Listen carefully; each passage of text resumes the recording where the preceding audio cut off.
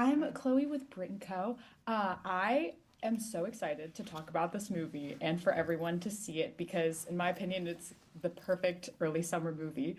And one thing that I totally didn't expect when I sat down to watch was how big of a role social media and phones play in the story. And it got me thinking about how much I'm on my phone. Did this process like change your relationships with your phone or with tech at all? I would love to know. Wow. I'm one of those like older people that is just always going, I can't, why isn't it working? And my daughters are always rolling their eyes. Yesterday she said, you are helpless and hopeless with these things. And I said, well, that's why I have you here, fix it. So I don't know. I mean, that's the world we're in, You know and what it did change very specifically though, because the script I read, her daughter's vocation was creating this amazing website that all the sponsors were excited about. But over the course of shooting it, I think the filmmakers recognized that it's not about websites anymore. It's actually about TikTok and social media and all those immediate gratification, live streaming, social tools that, Yeah. that people are all about. And so they actually changed it to, is it her IG account or it was still with the company, but it was her IG account. her IG account? Yeah. And so that live stream of the whole thing and that kind of pressure and then Lana kind of just going, I don't understand this world. I'm a medical researcher and this is my baby girl. And what do you mean live streaming?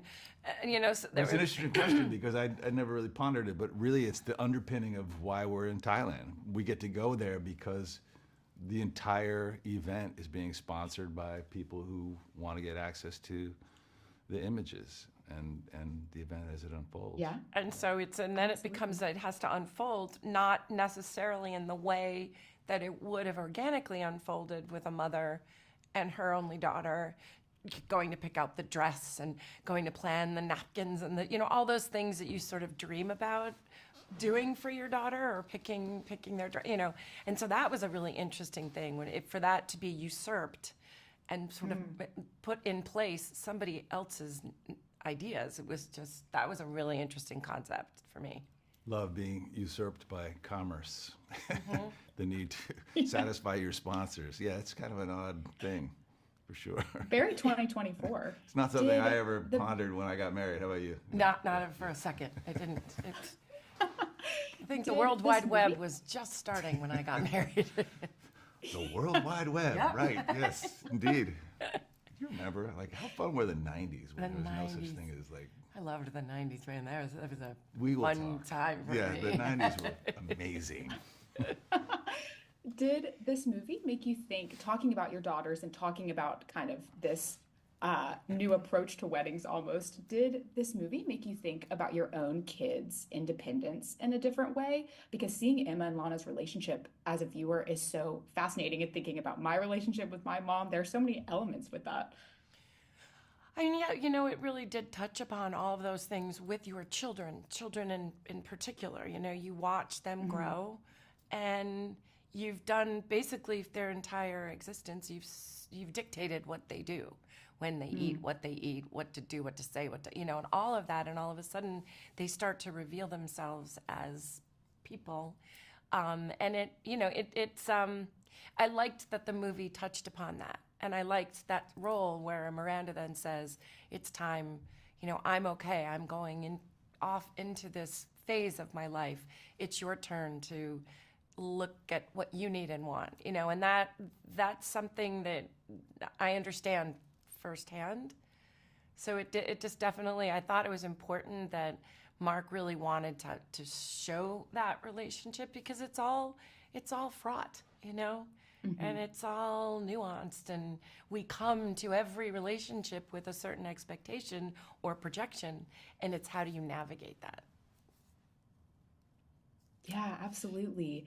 And another one of my favorite parts of the movie, out of many, was all of the scenes with Chad Michael Murray that y'all had. Because as viewers, we know what he's Not like hard on on the screen. I'd eyes. love to know what. Not Say one hard on time? the eyes. She loved herself Yeah, some Chad yeah, Michael literally. Murray.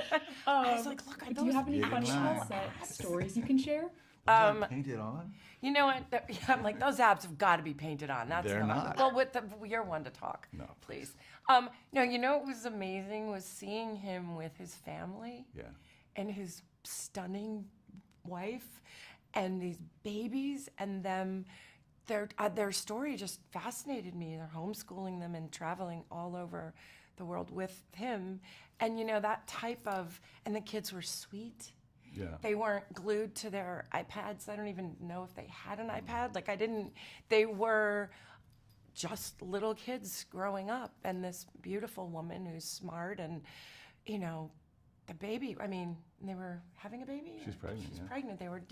So she's got like 3 kids and then another one on the way. And you're like, it's a picture perfect. And just the way they talked about that was so refreshing in a world where you see, you know, at a restaurant, someone sticking an iPad in front of a kid's face. And I'm like, play with the sugar packets. Play with straws. Like, let's take napkins and make birds out of them or something like that, just to engage them instead of just put them in front of something that nullifies their senses, you know. Mm-hmm. You know, to my way of thinking, it's that bond between parents and children, and you know, many of us, including Chad, you know, are kind of on board with it from our own personal experiences. That really balances the humor. I mean, a rom-com doesn't really succeed unless it has that very delicate, hard to achieve balance of outrageous humor that's going to make you laugh out loud and like real humanity. And you know, it's a credit to the writer, of course, but it's also a credit to Mark. And I really say this about Brooke. She has this deft way of balancing like brilliant physical comedy with real humanity. She's a mother. We've been talking about this, that we're both nearly empty nesters in the next 6 months or so.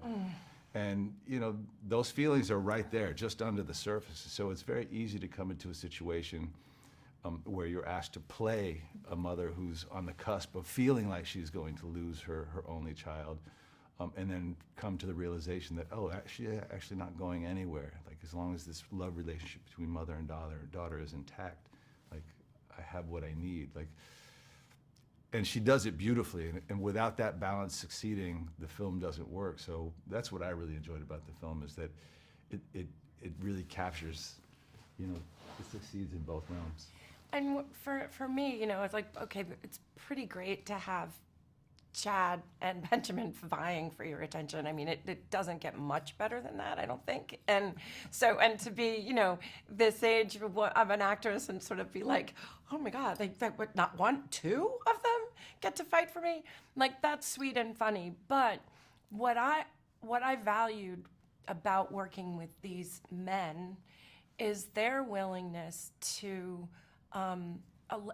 really allow. A lot of the time I work I have worked with men in the past, and they're threatened by a female lead, or, you know, or just there's a delicate nature to it, or it's tricky. And you see these 2 beautiful men who take their job really seriously, bring brilliant nuance to the dramatic scenes, the funny scenes, all of that, who are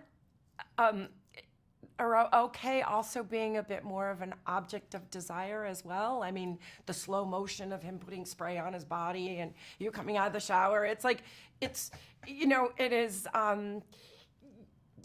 it's something that you don't see a lot. You usually see it in the reverse. And so to have these men be so secure in, obviously they're both of you are gorgeous, but that idea that being that object of desire in that way, with that lens, was really, to me, that's a sign of true talent and actors who are willing to sort of be okay with being in a slightly different, less macho. Are you? No, I was going to say, feel free to objectify me anytime. If Brooke Shields is going to objectify me, I have zero issue with that. No, but it's like, and the fact that Mark did it that way, and there was no resentment. Like, none of the guys got weird or jealous, or and it was that we all had a story to play out, and we all, I think, had very important stories, and they all got told, and nobody felt, nobody felt left out, or nobody felt like, oh, that person's getting more this time, and like